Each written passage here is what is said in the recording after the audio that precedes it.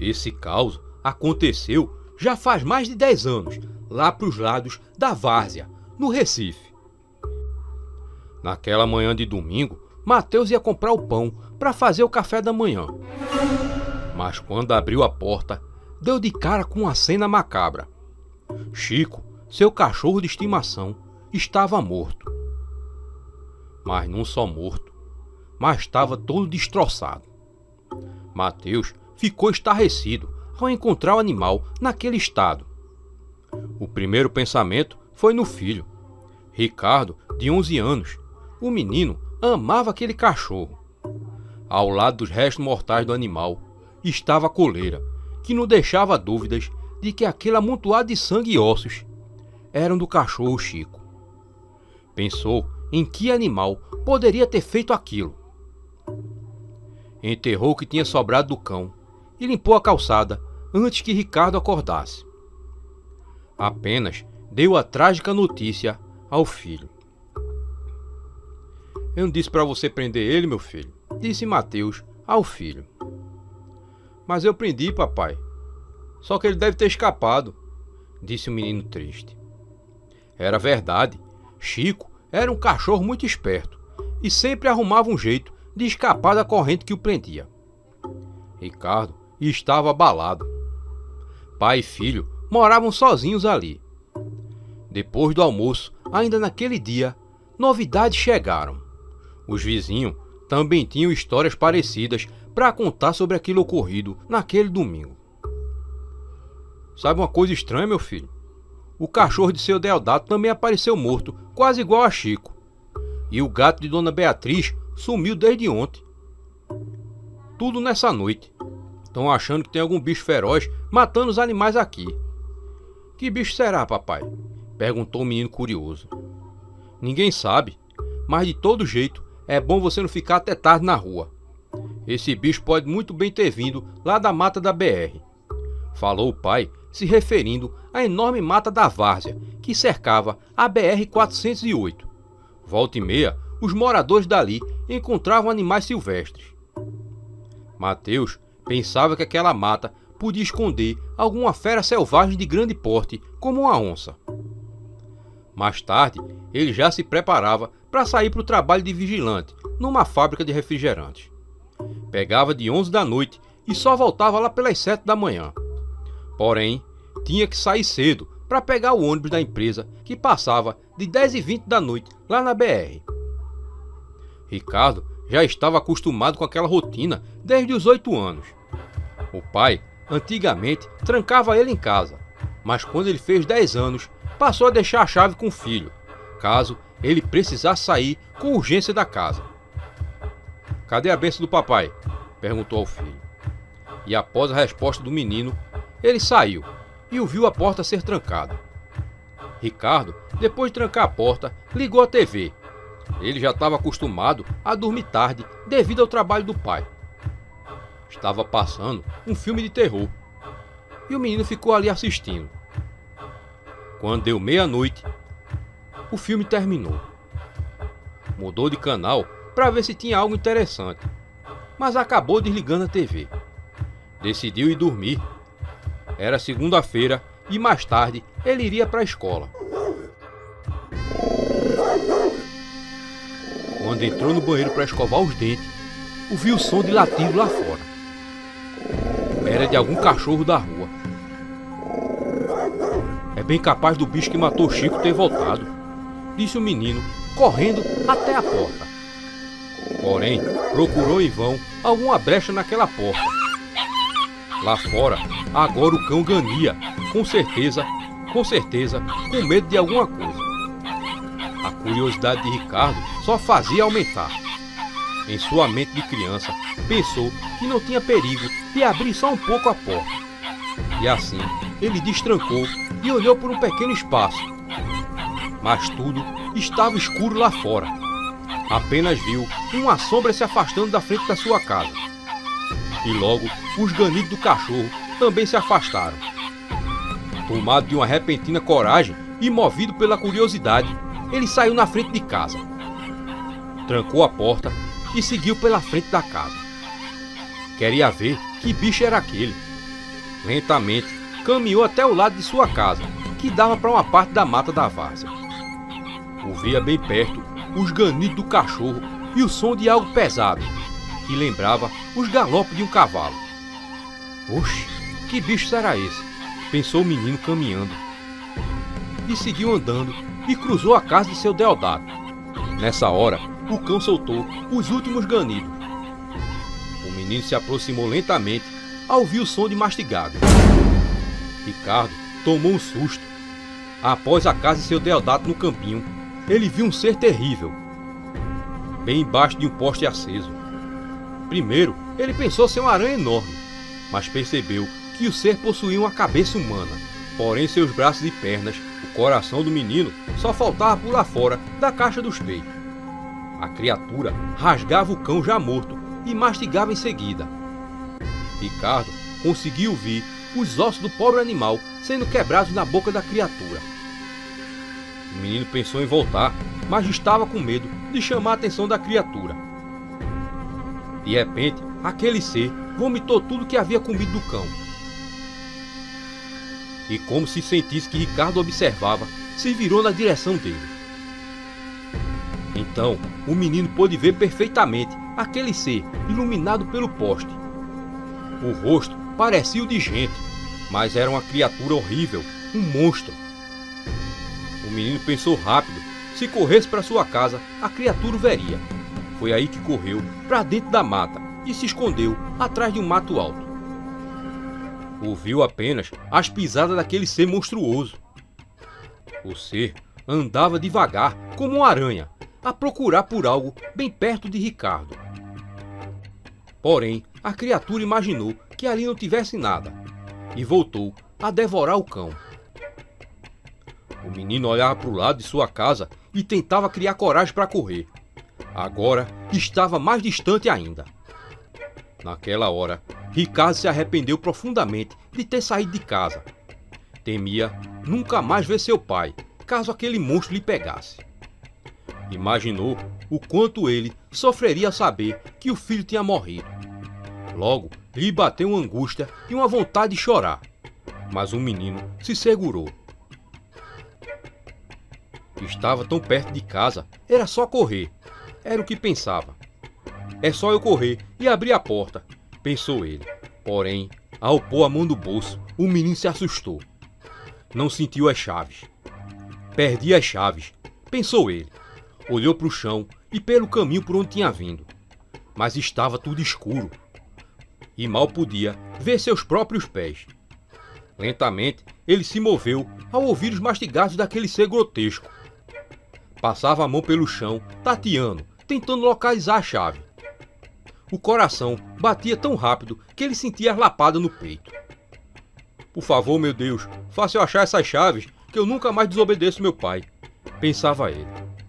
Mas tudo que suas mãos encontravam era pedra e pedaço de galho. Essa chave deve estar pelo caminho, em frente à casa de seu Deodato, pensou ele. E rapidamente se levantou do chão, correndo, sem nem raciocinar. Corria com todas as forças, olhando para o chão à procura das chaves. Mas não via nenhum brilho de metal que pudesse indicar o objeto. De repente, sentiu que algo lhe segurou os pés. Com a velocidade em que vinha, se chocou com toda a força contra o chão de terra. Quando olhou para trás, viu aquele ser horrendo, com a boca terrível. E num instante, começou a lhe puxar para perto. Ricardo, movido por um instinto de defesa, chutou a mão daquele ser que prendia seu pé. Ao contrário do que o menino imaginava, o ser não conseguia se mover tão rápido com aqueles braços e pernas enormes. Então, ele levantou e correu na direção de sua casa. Não sabia o que faria sem as chaves e nem mesmo olhava para o chão enquanto corria. Tudo acontecia em segundos e era incapaz para o menino pensar. Logo, chegou à porta de sua casa e inutilmente batia nela, como se houvesse alguém lá. Foi nessa hora que ele olhou para a fechadura e viu que a chave estava presa nela. Tinha esquecido ela lá. Destrancou a porta e foi nessa hora que a criatura surgiu à sua frente. O menino tomou um susto enorme, mas foi mais rápido e abriu a porta e a trancou. Logo, a maçaneta começou a girar, mas o menino já tinha trancado a chave. O ser ainda ficou ali, fazendo aqueles sons assustadores, e após alguns minutos, foi embora. Oxe, tu não tá recebendo as notificações do Caos de Cordel não, é? Então vê se tu não foi desinscrito do canal. Ou então, desativa o sininho e ativa de novo. E dessa vez, põe para receber todas as notificações. Agora sim! Ricardo estava escondido embaixo de sua cama e só saiu de lá quando Mateus chegou às 7h30 da manhã. Ele ouviu do filho aquela macabra história e não duvidou de nenhuma palavra do menino. Naquele mesmo dia, ele se mudou para a casa da avó do menino, que ficava em Camaragibe e era mais perto do seu trabalho. Mas quando no dia seguinte ele voltou à casa para pegar alguns objetos, ficou sabendo pelos antigos vizinhos que um monstro tinha sido avistado no bairro e até mesmo um rapaz tinha tido a capacidade de filmar a criatura.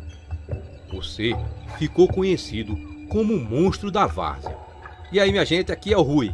Para criar essa história, eu me baseei no visual de uma das criaturas do Trevor Henderson e no curta O Monstro da Várzea, que aqui em Recife se tornou um viral no começo dos anos 2010.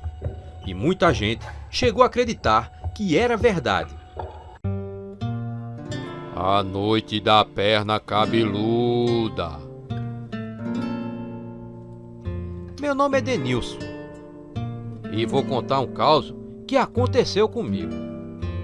Era sábado e minha avó tinha me colocado de castigo para estudar para uma prova de recuperação que eu tinha que fazer na segunda. E sábado também era dia de dançar forró lá no forró de Mané Pedro. Todos os meus amigos iam para lá, menos eu, que estava de castigo estudando. Não era justo. Quando deu às 9 da noite, eu estava indo beber um copo d'água e vi que minha avó estava ajoelhada rezando. E quando voltei, já vi ela deitada para dormir. Parecia ser a minha chance. Foi aí que veio na minha cabeça. 9 horas da noite ainda é cedo demais, disse eu comigo mesmo. Então, saí pela janela do meu quarto e pronto, já estava na rua. Segui a pé mesmo pela rua de terra que dava no forró de Mané Pedro. Era uma tiradinha porque a rua era muito comprida. Mas apressei o passo, já animado para dançar um forrozinho. E chegando, logo achei meus amigos. Aproveitei mesmo a noite e dancei e brinquei tanto que me esqueci da hora. E quando vim da fé, já era para mais de meia-noite. Me despedi do pessoal e vim-me embora. Tinha que voltar a pé. Se fosse cedo, voltaria de Toyota. Mas aquela hora não dava mais. Então, já estava eu seguindo num passo apressado.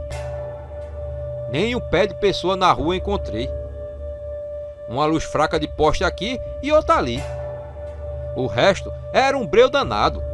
As encruzilhadas bem escuras. Na hora, passava até um vento frio. De repente, eu suava na testa. Tava torando. Não conseguia achar o caminho. Tava parecendo mais que eu tava perdido.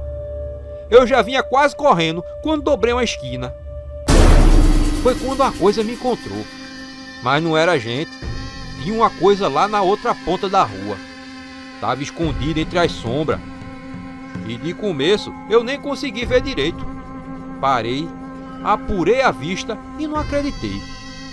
Era uma perna de gente, sozinha, em pé. Uma perna completa mesmo, coxa, joelho, canela e pé. E bem cabeluda, perna de homem. Devagar, eu comecei a andar de costa. Queria voltar por onde eu tinha vindo. Deus me livre cruzar com aquela coisa. Mas eu vi que ela começou a se mexer e pular bem forte, vindo atrás de mim. Eu saí numa carreira e aquela coisa pulando, quase me alcançando. Eu topava no calçamento e não parava. Ou então que eu sacudi fora as chinelas para não atrapalhar. Já tava com as pernas doendo, um calafrio que só na minha espinha. E a coisa chegando cada vez mais perto. Sai, vai pra lá, miséria, sai de mim, me deixa. Ai meu Deus, isso não é de verdade não. Gritava eu enquanto corria. Foi quando ela me pegou. Eu fiquei mole de tanta pesada que eu levei. mas teve uma hora que eu tomei força e escapuli. Corri e a coisa veio atrás de mim. Sempre que eu olhava para trás, aquela perna vinha pulando rápido. Ai, ai, ai, alguém me ajuda aqui, socorro, socorro, gritava. A sorte é que eu vi a matriz de São Bartolomeu, aquela igreja bem grande, na frente da prefeitura. Notei que o vigário tinha deixado uma janela aberta na lateral e me enfiei nela, feito lagartixa em buraco na parede. Lá de dentro, eu olhei pela nesguinha da janela e vi a perna parada na beira da calçada. Ficou um tempo ali, parecia sem força, para querer chegar mais perto. Então foi embora pulando feito uma condenada. E eu fiquei lá até que o sol clareou tudo e saí numa carreira. Quando eu cheguei em casa, num alvoroço danado, que até acordei minha avó. Ela ia fazer um sermão quando me viu todo machucado, olho inchado e cheio de roncha. "Que foi que tu aprontou, menino?" perguntou ela. "Foi nada não, vó", disse eu. "Tira essa camisa, menino", me mandou ela. Quando eu tirei a camisa foi que ela se assustou mais ainda. As costelas estavam todas marcadas. Parecia que eu tinha levado uma pisa bem dada. Para não assustar minha avó, eu não quis contar a verdade. Foi aí que ela disse que ia me levar na delegacia para eu contar tudo pro delegado. Ela pensava que um monte de caba tinha feito aquilo comigo. Dito e feito, fomos bater na delegacia. Contei tudo pro escrivão de polícia, mas claro que ele não acreditou em mim. E quase enxotou a gente da delegacia, feito se faz com o cachorro teimoso. No início da noite, já em casa, minha avó estava chateada comigo e me mandou terminar as tarefas da escola. Do mesmo jeito que o escrivão, minha avó não acreditou em mim. Pensava que eu estava fazendo ela de besta. De meia-noite, minha avó estava rezando no quarto. Foi quando viu 3 batidas na porta. E era 3 batidas fortes contra a madeira. "Credo em cruz, o que é isso? Quem tá aí? Isso é hora de bater na porta dos outros?" dizia ela já em frente à porta. Só que ninguém respondia. Foi então que bateram mais 3 vezes de novo. "Assim vai derrubar minha porta. Diga quem é, senão eu chamo a polícia", disse ela, já indo espiar pela fresta da janela. Foi aí que ela viu uma perna cabeluda, do mesmo jeito que eu tinha visto. "Meu Jesus do céu, não pode ser. É ela", dizia minha avó se tremendo toda. "Vai-te embora, enviado do Satanás. Vai-te embora que essa casa é de Deus. Desaparece o nome da Virgem Nossa Senhora." Nessa hora, ela ouviu um pipoco lá fora e subiu um cheiro de enxofre. Quando foi no outro dia, minha avó decidiu que a gente tinha que ir para a casa da irmã dela, que ficava lá no Recife. Arrumou um caminhão e deu um jeito de botar todas as coisas dentro. E pronto, viemos embora pro bairro de Casa Amarela. E eu só fui saber que ela também tinha visto a perna cabeluda muito tempo depois.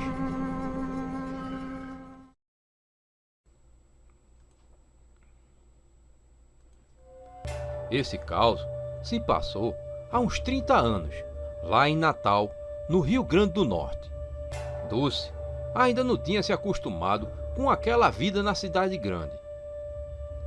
Quando morava na roça, podia sair para todo canto que quisesse. E sempre ia à feira da cidade. Mas ali não era desse jeito. Vivia presa na casa desde que tinha chegado.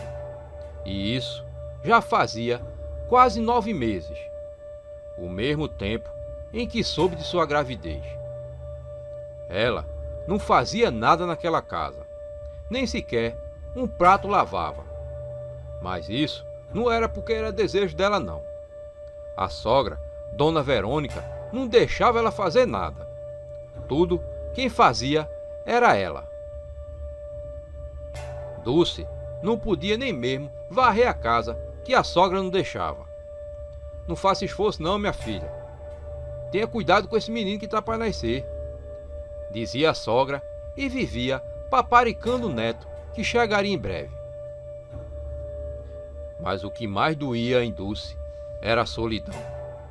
Sentia a falta dos pais e nem mesmo podia os visitar, já que moravam a quilômetros de distância, lá em Juazeiro do Norte, no Ceará.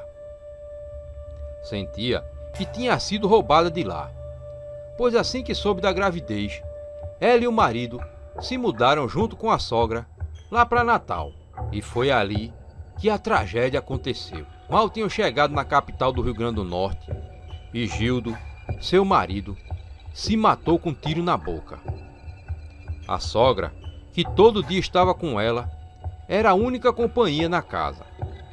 Nunca que Dulce recebia visitas, e nem mesmo a sogra. E raras eram as vezes que alguém batia na porta. A única alegria da moça era a criança em seu ventre. Sonhava com o rostinho do bebê e já imaginava a criança no bercinho que a sogra tinha comprado. Vivia falando para ela que se fosse menino se chamaria Damião, igual ao avô, e caso fosse menina seria Damiana. Dulce não esperava para ter aquele neném, pois já não aguentava mais ficar trancada em casa. Sonhava em pelo menos arrumar um emprego ali na capital. E numa certa manhã, a sogra foi até ela, muito nervosa. Hoje vem um irmão meu que é doutor e mora aqui mesmo em Natal. Vai aproveitar para dar uma olhada em você, disse a senhora, gaguejando e sem olhar para a moça. Dulce nada disse, apenas fez uma expressão de surpresa. Porém, o mais estranho é que ela tinha certeza que a sogra tinha lhe dito certa vez que não tinha parentes ali em Natal. A moça se perguntava por que Dona Verônica estava tão nervosa naquele dia. Ela sabia que tinha algo estranho com aquela visita. Depois do almoço, Dulce se deitou. Quando estava prestes a dormir, ouviu vozes vindas da sala. E quando Dulce pensou em se levantar, surgiu na porta aquele homem bem arrumado, acompanhado pela sogra. Não precisa se levantar não, disse o homem. Dulce então voltou a cabeça ao travesseiro. Dulce, esse é meu irmão, doutor Alfredo, disse Dona Verônica, entrando no quarto junto com aquele homem. A sogra tentava disfarçar o nervosismo. O doutor não parava de olhar e de sorrir para a barriga dela. Dulce não gostou daquilo. O homem apalpava sua barriga e, sem pedir permissão, já foi logo levantando a blusa dela, revelando o enorme ventre de grávida. A moça ficou assustada com tudo aquilo. Tá perto de nascer, disse o doutor, enquanto Dulce cobria a barriga. Você vai tomar esses 2 comprimidos agora, viu? Não se preocupe, que esse remédio não fará mal à criança, disse ele saindo até a sala, mas antes tinha deixado na penteadeira um copo e 2 comprimidos. Dona Verônica então pediu que ela tomasse os 2 comprimidos. Tome, minha filha, tome os comprimidos, falou Dona Verônica. Esse remédio é para quê, Dona Verônica? Perguntou Dulce. Isso é um fortificante para o bebê nascer forte. Pode tomar sem medo. O doutor sabe o que faz, falou Dona Verônica, depois de pensar um pouco. Dulce pegou o copo e depois os comprimidos. Não queria tomar aquele remédio. Algo dentro dela lhe dizia para não tomá-los. Tome, minha filha, disse Dona Verônica, insistindo. Dulce, que não conseguia nunca dizer não à sogra, então tomou o primeiro comprimido. E quando foi tomar o segundo, ele caiu e rolou pelo chão. Nessa hora, o tal doutor voltava ao quarto. Tomou os comprimidos? Perguntou ele. Mas a moça começou a sentir o corpo esquentar e a vista ia ficando embaçada. Tomou, minha filha? Perguntou de novo o homem.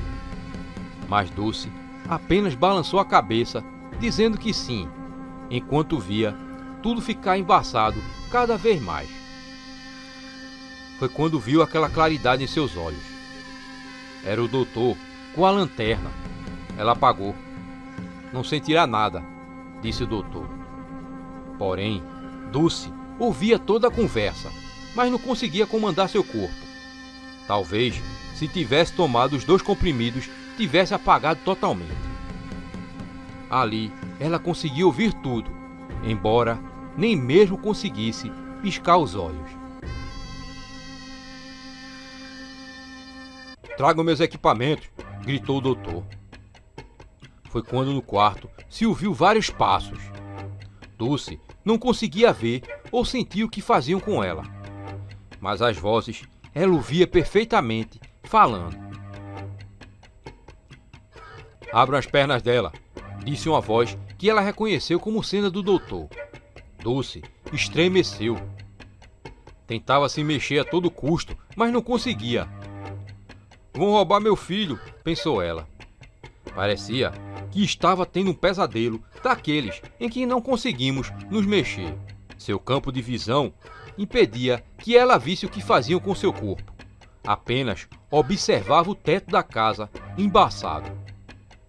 Estou sentindo a criança, ouviu ela mais uma vez a voz do doutor. Salve Damião, o filho do inferno, disse a voz da sogra, e em seguida todos ali repetiram a mesma frase. É chegada a hora do nascimento do anticristo na terra, disse o doutor. Dulce ouvia tudo aquilo aterrorizada. Salve Damião, o filho do inferno, disseram todos ali mais uma vez. Foi quando Dulce apagou.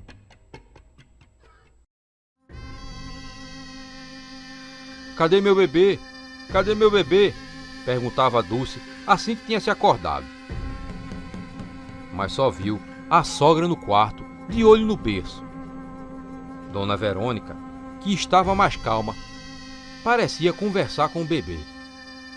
Quero ver meu bebê, disse Dulce. Mas quando ela tentou se mover, sentiu uma dor terrível na espinha. Fora que não conseguia sentir suas pernas. E quando apalpou a barriga, sentiu a costura no ventre. Tenha calma, tenha calma. O doutor disse que você ainda está fraca. Foi um parto muito difícil. É um menino, viu?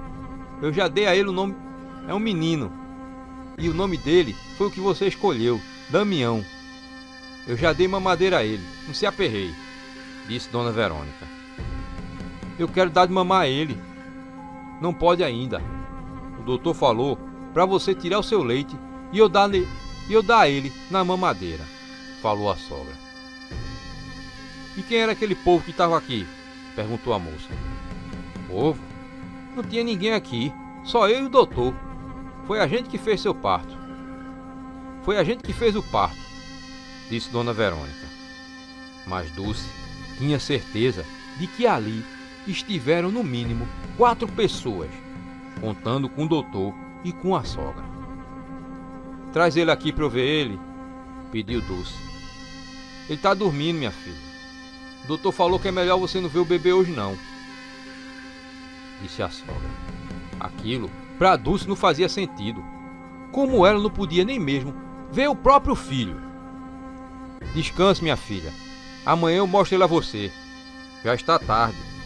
Se quiser ir no banheiro, você me chama que eu venho, viu? Disse Dona Verônica, apagando a luz do quarto e saindo. O quarto da sogra ficava em frente ao de Dulce. A moça não tirava os olhos da direção do berço. Por que sua sogra não queria que ela visse o próprio filho? Se perguntava. E se lembrou do que tinha ouvido daquelas pessoas. Diziam que seu filho era o anticristo, o filho do inferno. Tudo que ela tinha ouvido não podia ser um sonho.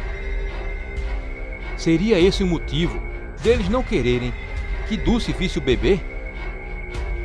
Eu vou me levantar, pensou Dulce, mas quando se moveu, sentiu aquela dor insuportável de novo. Se deitou novamente. De repente, sentiu um cheiro forte de enxofre. Uma sensação terrível de medo tomou conta dela. Foi quando viu o berço balançar lentamente. E de repente, percebeu aquele vulto negro de frente para o berço. Era uma figura terrível, com enormes chifres. Ela tentou gritar, mas a voz falhou. E foi com muito esforço que ela se levantou e sentiu o sangue escorrer pelas pernas. A dor que sentia era como se estivesse suportando toneladas sobre as pernas. A moça nem pensou 2 vezes. Seu objetivo era proteger o filho daquela criatura. foi quando olhou na direção do berço. A entidade não estava mais lá. Mesmo assim, deu o quarto passo no chão ensanguentado, finalmente chegando ao berço. E quando olhou lá dentro, ficou aterrorizada. Havia um bebê dormindo, mas não era como os outros. A criança tinha uma forma demoníaca. Na cabeça tinha um par de chifres e uma cauda podia ser vista. Era algo assustador, uma criança horrível. Não, não é verdade não. Esse não é meu filho. Alguém trocou meu filho. Esse é o cão. A boneca do diabo. Era fim de tarde daquele domingo, quando Juliana chegou em casa. Tinha ido visitar uma tia lá em Caucaia. Estava feliz, pois em seus braços possuía um pacote há muito tempo desejado. "O que é isso, mamãe?" perguntou Eloá. "É uma surpresa", disse a mulher. O marido, curioso, logo chegou também, querendo saber o que era aquilo. A mulher, que nada dizia e ainda fazia mais expectativa, logo abriu uma caixa e de dentro tirou um embrulho. "Eu quero ver, mamãe", pedia Eloá. Rapidamente, Juliana desembrulhou e mostrou aquele objeto. Era uma boneca. "Como é feia! Parece até que ela está olhando pra gente", disse o marido. "Feia nada. O que você esperava de uma boneca do século XVIII? Tava lá na casa de titia, no quarto dos fundos. Era da minha avó e pertenceu a uma baronesa daqui de Fortaleza. Ela devia ser mais bonita quando era nova", falou Juliana. "Esse cabelo dela parece que é de verdade, né?" perguntou Rogério, curioso.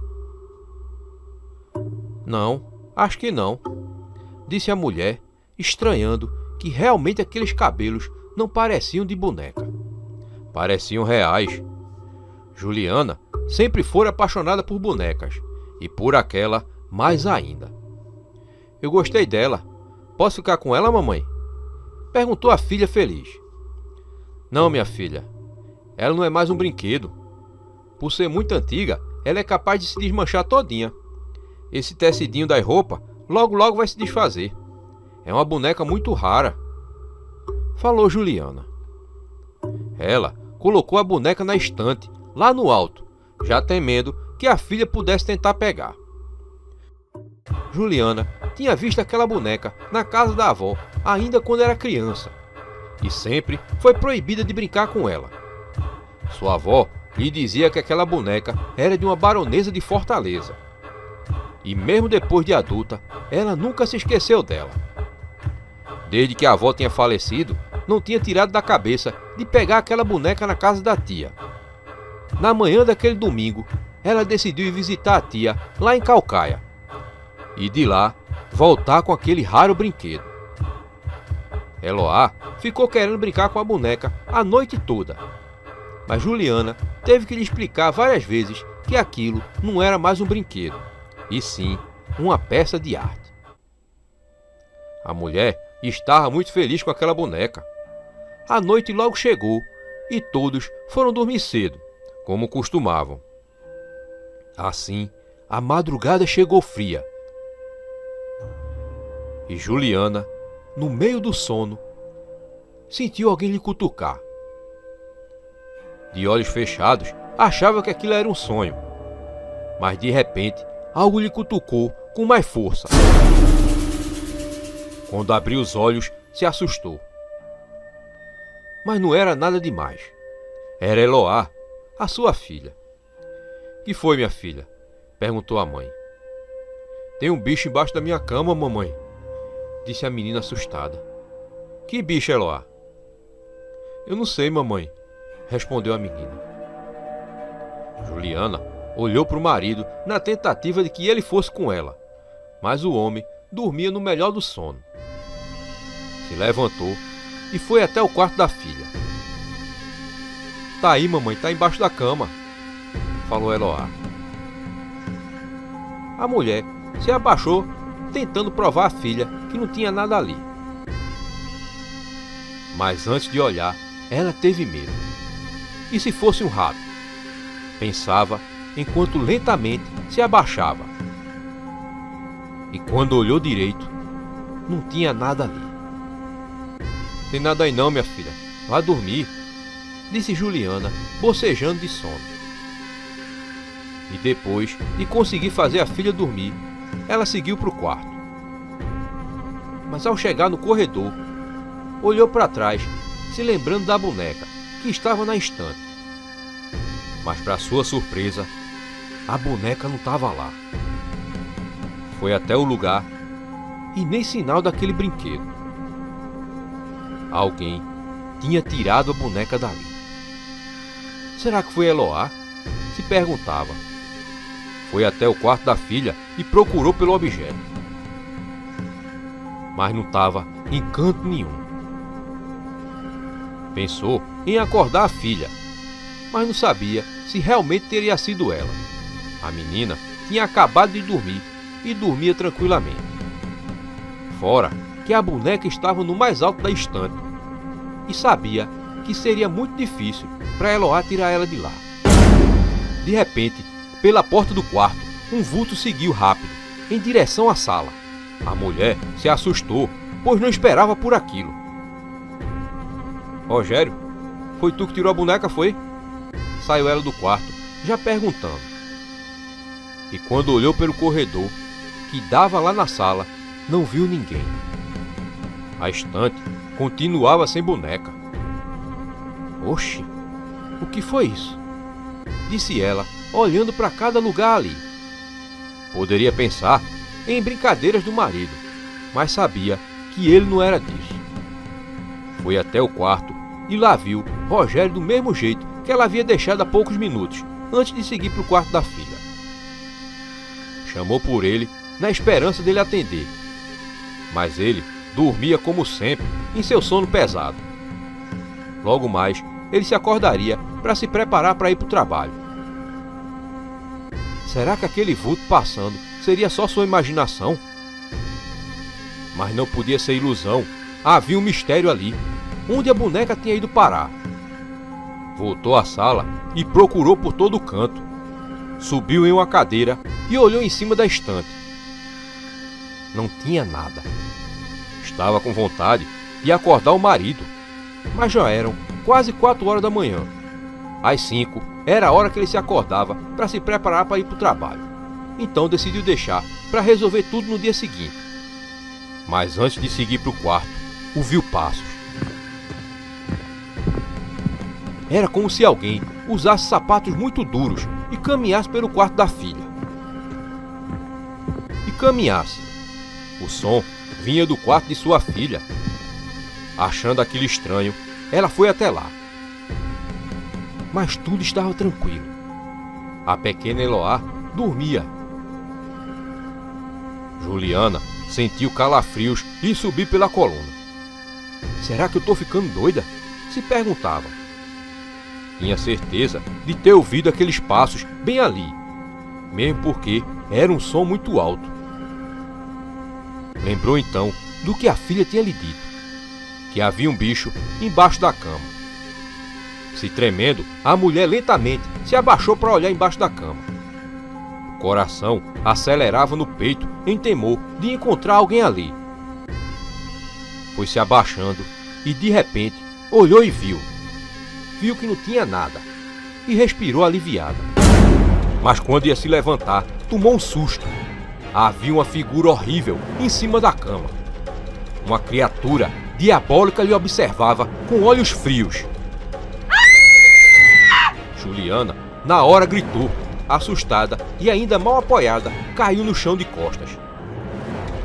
E quando olhou, tudo que viu foi a filha se acordando também e muito assustada, já chorando.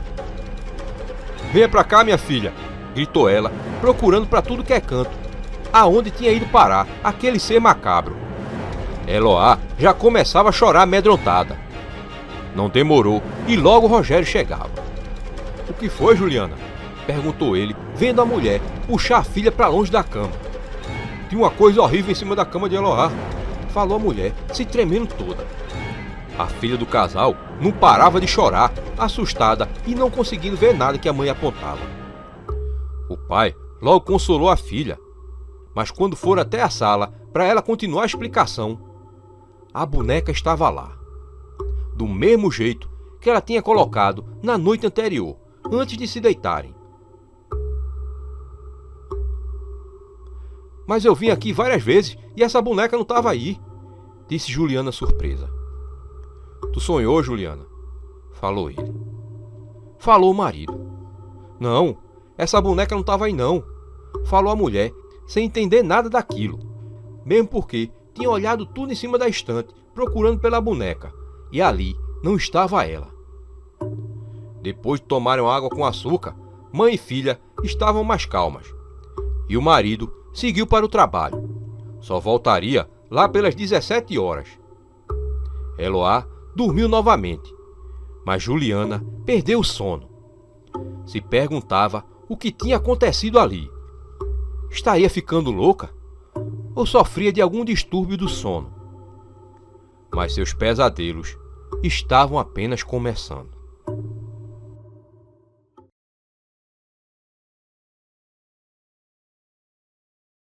Leonel e o irmão estavam acostumados a passar as noites sozinhos em casa. Era a madrugada todinha sem a mãe. Ângela, a mãe dos dois, pegava no trabalho às 19 horas e só largava pela manhã, com o dia quase nascendo. A mulher trabalhava numa fábrica de bolachas que ficava perto do centro da capital pernambucana.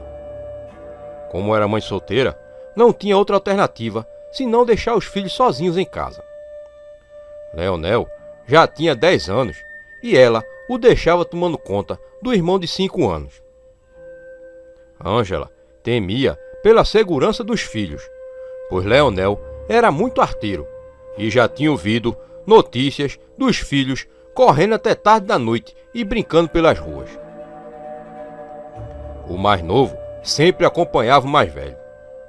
E era por isso que a mãe, sempre antes de sair, alertava o filho mais velho que ficasse dentro de casa e não abrisse a porta para ninguém. Cuidado, filho.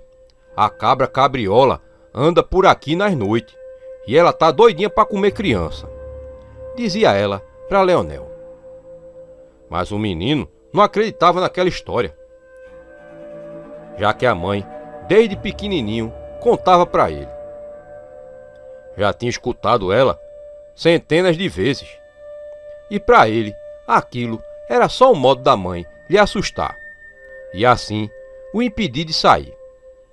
Mas bastava a Ângela sair que os dois irmãos ganhavam a rua. Mas naquela noite os dois estavam prestes a descobrir que alguns causos que o povo conta são bem verdadeiros. Assim que ela saiu, os irmãos correram para a rua e nem perceberam que eram observados. Dentro da mata que cercava a casa deles, uma criatura diabólica os observava.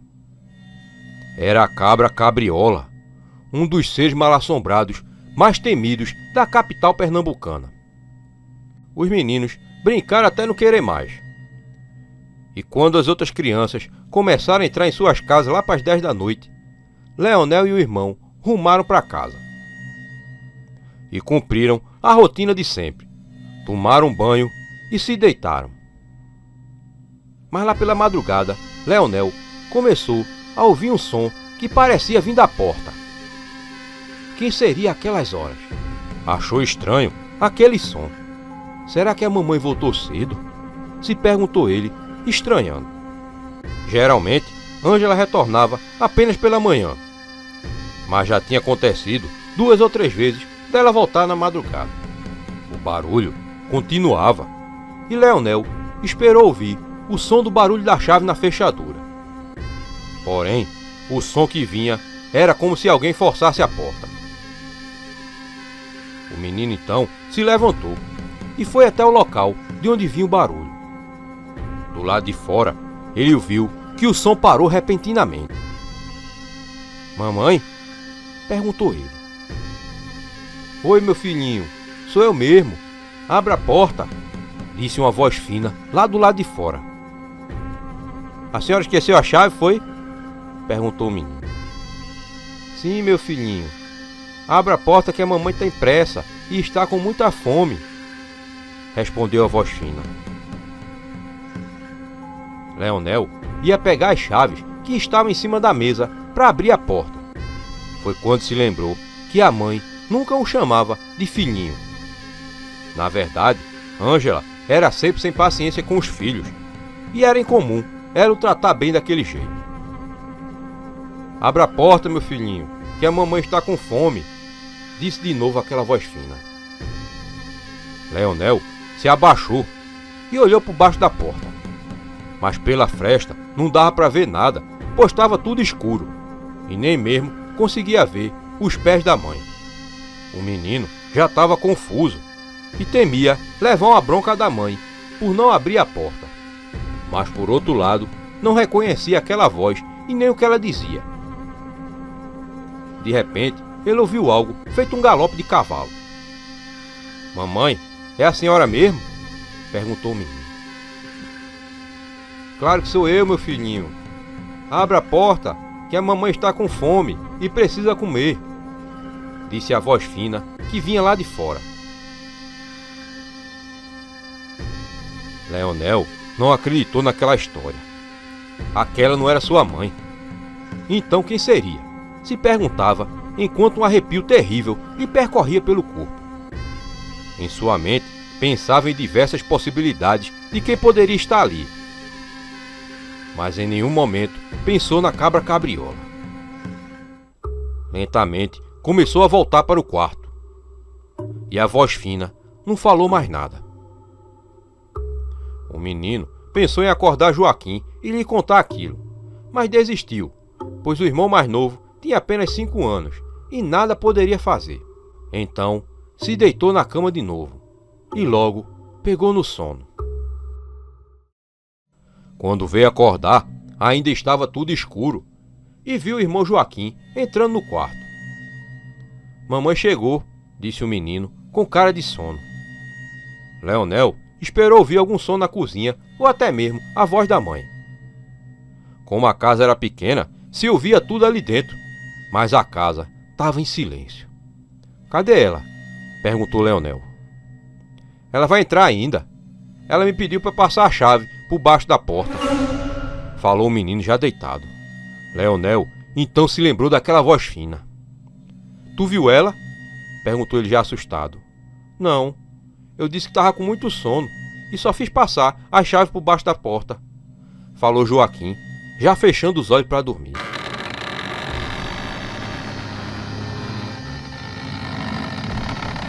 Nessa hora, Leonel viu o ranger da porta. Em seguida, o som de algo seco batendo no piso da casa, como se fosse 2 cascos. Nem a mamãe não, Joaquim, disse Leonel, mas o irmão mais novo nem o viu, pois já estava dormindo. Algo caminhava a passos lentos, vindo da porta da frente. Era um som de algo duro batendo no chão, feito um galope lento. Não pode ser a cabra cabriola, pensava o menino. O que quer que fosse, tinha deixado a porta aberta, e um vento invadia toda a casa. Mamãe, é a senhora? Perguntou Leonel. Mas nada de resposta. O menino já estava assustado. Alguém havia entrado em sua casa e ele não sabia quem era. Seria algum ladrão? Se perguntou, mas em seguida lembrou que ali não tinha nada de valor, nem mesmo uma televisão em preto e branco.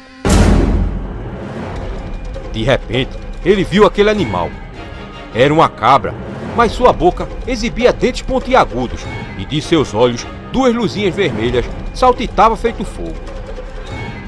Leonel, na hora, descobriu que as histórias de uma criatura em forma de cabra eram reais.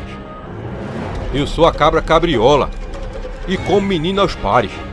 Eu vou devorar vocês também, 2 carunchinhos de nada, falou a criatura, saltando sobre Joaquim, que dormia na cama. Leonel, assustado, correu dali, deixando o irmão nas garras da cabra cabriola. Mas antes de sair, o menino se lembrou do pobre irmão. E ouvia o barulho da cama tremendo no quarto e aquele som de mastigado, como se ossos estivessem se quebrando.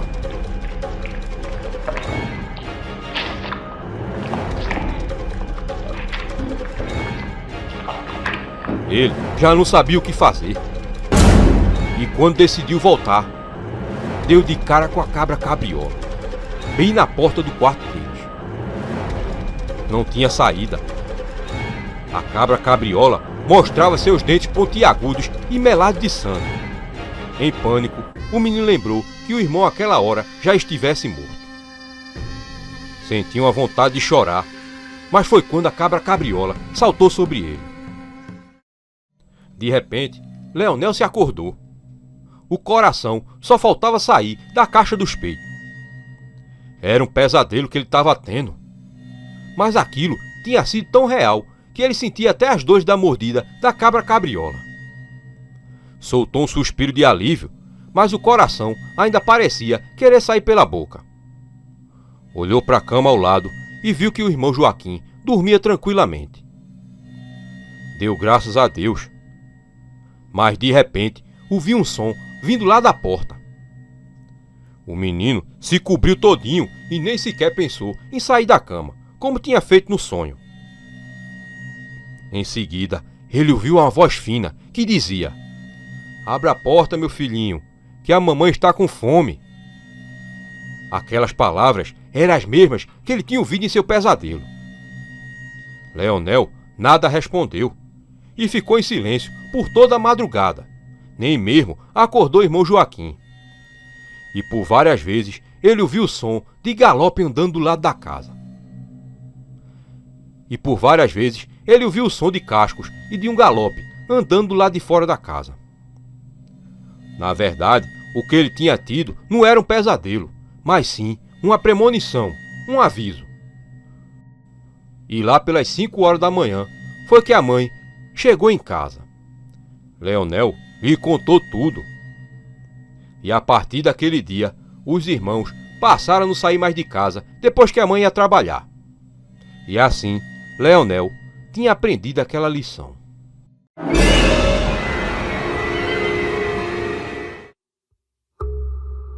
Essa história aconteceu não faz muito tempo, em Macaíba, no Rio Grande do Norte.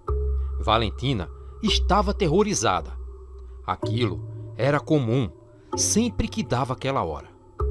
O pior é que aquela noite chuvosa só deixava tudo mais aterrorizante. Chovia muito, como nunca mais tinha chovido. Valentina tinha apenas 8 anos, mas conhecia bem o que era o horror. Gostava de dormir de luz acesa, mas não podia. Sua mãe sempre dizia que seu padrasto reclamava da conta de energia estar vindo muito alta. O problema é que todas as noites seu quarto era visitado por um ser maligno. Algo que podia muito bem ser uma entidade demoníaca milenar. Um monstro que vive se escondendo na escuridão da humanidade e que basta apenas apagar as luzes da atenção e este demônio surge para assombrar crianças. Era um ser bem pior que os causos mal-assombrados que sua avó contava no sítio. Lobisomens e comadres Fulozinha não eram nada perto daquele demônio. A menina vivia momentos aterrorizantes na presença daquele ser. E isso já tinha alguns meses que vinha acontecendo. Eram momentos de horror. O sono tranquilo que as crianças costumam ter, Valentina não possuía mais. Sempre acordava pela manhã de um pesadelo. Seus sonhos divertidos e de brincadeiras davam lugar a terríveis acontecimentos. Mas aquele ser demoníaco ia além de ser apenas uma lenda. Era tão real quanto os momentos aterrorizantes que a menina vivia. Mas o pior de tudo era que sua mãe, Mariana, não era uma boa mãe. Desde pequena, Valentina e sua mãe moravam com a avó no interior do estado. Praticamente, a menina tinha sido criada pela avó. Mas assim que Mariana arranjou um emprego na capital, se mudaram para a cidade. E ali na cidade grande, sua mãe, assim que chegaram, acabou perdendo o emprego. Só não voltaram para o interior de novo, porque seu padrasto ainda trabalhava. Mariana passava o dia todo grudada no celular. E qualquer coisa que a filha lhe pedisse, dizia logo que não tinha paciência. A menina apanhava muito da mãe. Certa vez, apanhou apenas porque insistiu para que a mãe esquentasse o almoço. Por isso, Valentina sabia que sua mãe jamais iria acreditar naquela história. Para ela, a filha era apenas uma criança mentirosa. Por isso que Valentina nem mesmo tentou lhe contar sobre aquela macabra visita. Aquela noite chuvosa deixava a menina mais nervosa ainda. Sentia saudades da avó no interior. Ela sempre vinha lhe ver naquelas noites de chuva. E com certeza junto dela, aquele ser demoníaco jamais iria aparecer. De repente, a menina sentia a boca seca. Olhava para todos os lugares do quarto, como se aquele demônio fosse surgir a qualquer momento. Pela janela, ouvia o vento frio uivando. Criou coragem e foi beber água. Aquela hora, a casa já estava escura e silenciosa. Imaginou se aquele ser demoníaco estivesse escondido pelo corredor. Desceu as escadas com os olhos bem abertos e foi direto para a cozinha. Abriu a geladeira e encheu um copo de água. Nas mãos dela, o copo tremia tanto que chegava a derramar no chão. Bebeu tudo de uma vez só. E olhou para a porta, pensando em fugir. Queria voltar para o sítio e ir ao encontro de sua avó. Lá sim, ela era feliz. No sítio, sempre sua avó fazia as comidas mais gostosas, diferente de sua mãe, que mal sabia fritar um ovo. Se aproximou da porta. Era só sair, mas sabia que a casa de sua avó ficava muito longe dali. Sendo ela uma criança, mal sabia andar sozinha, que dirá fazer uma viagem para uma outra cidade no interior. Se estivesse no sítio, Valentina sabia que sua avó iria lhe proteger daquele macabro ser. Não aguentava mais aquele pesadelo todas as noites. Subiu rápido pelas escadas, olhando para cada canto escuro do corredor. No peito, o coração batia tanto que parecia fazer um barulho enorme. Entrou no quarto e se deitou. Tudo era silêncio. Até a chuva tinha parado naquele momento. Imaginou que talvez aquele demônio não viesse aquela noite. Mas foi só a menina pensar e aquele ser diabólico surgiu. Valentina levou o maior susto diante daquele ser. Aquela criatura maligna sorria. Valentina então se cobriu toda com um lençol. Pela manhã, a menina acordou com as batidas fortes na porta. Era Rafael, seu padrasto, lhe acordando para não perder a hora da escola. Ele ia trabalhar e só voltava à noite. Já a mãe de Valentina só acordava bem mais tarde. Por isso, a menina ia para a escola sem tomar café da manhã. Ia sozinha, pois a escola ficava ali perto mesmo. Aquelas noites mal dormidas, diante daquele ser infernal, estavam fazendo a menina ir mal na escola. Já não conseguia prestar atenção no que a professora dizia. Sua mente ficava vagando. Pensava no sítio da avó e como conseguiria escapar daquele pesadelo. Valentina, alguém chamava ela, já na hora de ir embora. A menina olhou para trás e viu a professora. "Oi, tia Cleide", disse ela. "Amanhã você vai ter que vir com seu pai ou com sua mãe, viu? Quero conversar com eles sobre suas notas", falou a professora.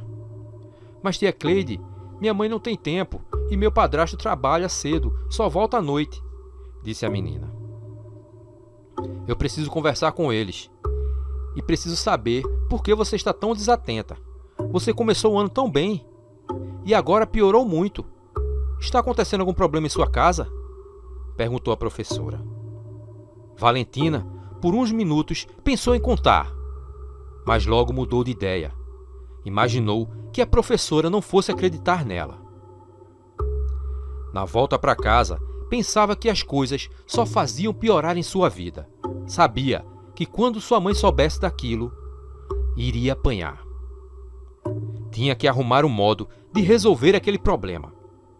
Não aguentava mais aquela situação macabra. Valentina era só uma criança e já encarava aquele terror noturno. Ao entrar em casa, viu sua mãe sentada no celular sorrindo. Como sempre, o mundo podia se acabar, mas ela não tirava os olhos do celular. Valentina se sentia muito só naquela casa. A noite era atormentada por um demônio e agora estava ameaçada de levar a maior pisa de sua mãe. Como iria dizer a ela que estava indo mal na escola? Com certeza, iria levar a maior pisa. Não tinha dúvidas nenhuma de que ela iria lhe bater. A menina foi para o quarto e começou a pensar em alguma coisa. Aquela tarde, ela passou toda no quintal e trancada no quarto. A mãe nem mesmo percebeu que ela tinha chegado em casa. Estava vidrada, batendo fotos com o celular. Logo, a noite chegou e a hora do visitante macabro se aproximava. Valentina ainda estava nervosa com a noite anterior, mas tinha bolado um plano secreto e fazia suas preces para que tudo desse certo. Fugiria naquela mesma noite, antes mesmo que aquele demônio surgisse em seu quarto. Já comeu, Valentina? Perguntou Mariana à filha. A menina fez que sim com a cabeça e subiu. Ainda tinha pensado em desistir de fugir e contar para sua mãe. Porém, decidiu não dizer nada e subiu. No quarto, a menina guardava a hora em que iria fugir e pensava se aquele demônio viesse atrás dela. E foi com essas perguntas que apagou a luz do quarto. Esperou as luzes do corredor se apagarem. Sempre era sua mãe quem as apagava antes de ir se deitar. Tinha arrumado uma trouxa de roupa e colocou algumas bolachas e suas bonecas lá dentro. O quarto escuro já começava a lhe dar calafrios.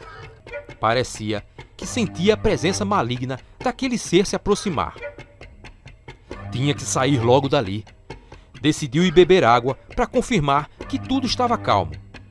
A cada passo que ela dava no corredor, um calafrio lhe corria pelas costas. Imaginava que aquele ser diabólico poderia estar por ali, apenas a lhe observar. Valentina tomou o maior susto. Era sua mãe e seu padrasto na cozinha. Se preparavam para ir dormir. "Que foi, Valentina?" perguntou a mãe ao ver a menina assustada. "Não foi nada não, mamãe. Eu ia beber água", disse ela, tão assustada como se eles tivessem descoberto o seu plano secreto. Valentina respirou fundo e pegou um copo de água na geladeira e bebeu. "Já bebeu sua água? Agora suba que a gente vai se deitar também", disse sua mãe, seguindo logo atrás dela. Já no quarto, Valentina olhava para todos os lugares da escuridão. Começou a chorar bem baixinho. Aquela situação estava levando a criança a um nível extremo. Ela olhou para a janela e depois pensou na rua escura. Teria mesmo coragem de andar sozinha por aquelas ruas? E se aquele ser diabólico viesse atrás dela? A menina esperou ainda meia hora para não ser pega no flagra. E a hora se aproximava, aquele ser diabólico estava prestes a surgir. Tinha que sair dali o mais depressa. Rapidamente pegou a trouxa de roupas. Mas era tarde. Era tarde demais. Ela percebeu. O demônio veio. Valentina se arrepiou ao ouvir aquele grito. Em seguida, escutou um forte estouro. Seu coração disparou com susto. e ficou paralisada por alguns minutos. Logo, ouviu sua mãe gritando muito lá fora. A menina foi então à janela e olhou lá para baixo. Ali, viu sua mãe chorando em cima do corpo de seu padrasto. O homem estava todo ensanguentado e não se mexia. Ele tinha caído em cima de garrafas de vidro quebradas que haviam sido colocadas ali de propósito. Logo, os vizinhos se aproximaram do lugar diante de todo aquele barulho. Valentina escutava sua mãe gritando que preferia morrer no lugar do marido. A verdade é que Valentina havia desparafusado toda a janela e quando o padrasto tentou entrar por ela, acabou caindo em cima de garrafas de vidro quebradas que a menina tinha posto lá. Valentina então correu muito assustada para um canto de seu quarto e começou a chorar. Minutos depois, ouviu o SAMU chegando e em seguida indo embora. Não havia mais nada a se fazer. Rafael estava morto. Valentina estava livre daquele demônio. Logo, ela teve seu sonho realizado. Voltou a morar com a avó no interior. Sua mãe passou alguns meses presa e sumiu no mundo. Nunca mais Valentina teve notícias dela. A vida de Valentina aos poucos voltou ao normal, mas às vezes, no tarde da noite, ela se acorda chorando, imaginando que aquele monstro está ali escondido. Mas logo, sua avó vem lhe acudir. E só assim, a menina dorme tranquila. Esse ser maligno ainda vaga por aí, se escondendo nas sombras da humanidade e se alimentando do silêncio. Por isso, não se cale. Não deixe esse demônio se alimentar do seu silêncio. Conte para as pessoas mais próximas de você.